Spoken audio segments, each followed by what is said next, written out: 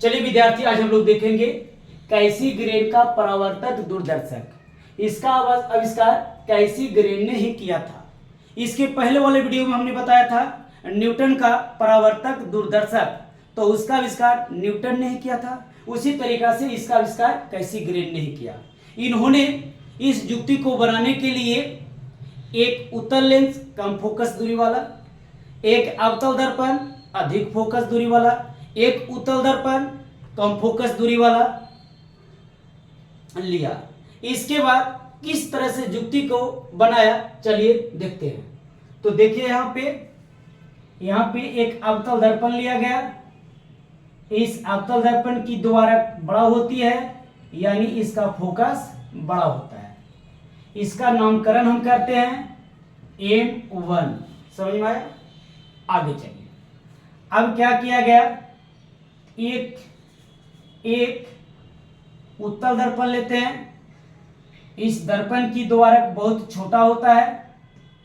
चलिए इसको मैं मानता हूं M2, यानी M1 M2 दो दर्पण, एक अवतल एक उत्तल, द्वारक बड़ा द्वारक छोटा। चलिए इसके समांतर एक किरण लेते हैं और इसके समांतर भी एक किरण लेते हैं। इस तरीका से किरण को दिखला दिया कि जा रही है अवतल दर्पण के सतह पे। यहां पे परावर्तन होता है,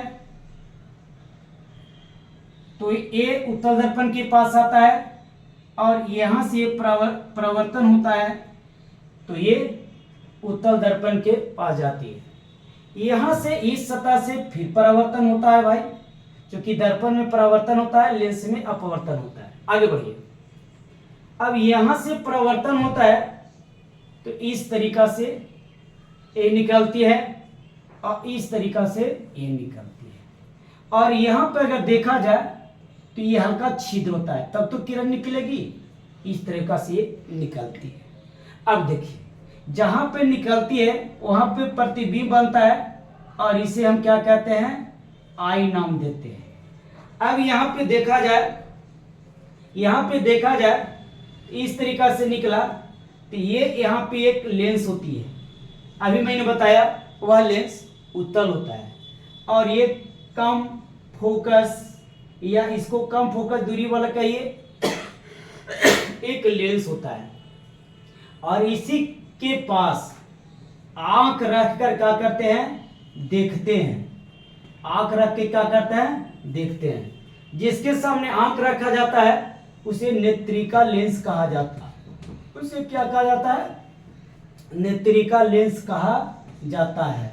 इस तरह से कैसीग्रेन ने परावर्तक दूरदर्शक का कुछ किया, आविष्कार किया गया। तो एक बार और देख लेंगे, समझने का प्रयास करेंगे।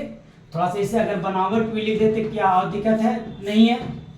बराबर समझेंगे कि कैसीग्रेन के आविष्कार करने के लिए सबसे पहले एक अवतल दर्पण लेते हैं जिसका आकार बड़ा होता है, बड़ा द्वारक होता है, बड़ा फोकस दूरी होती है। इसके समानांतर एक उत्तल दर्पण लेते हैं जिसकी फोकस दूरी कम होती है, द्वारक कम होता है।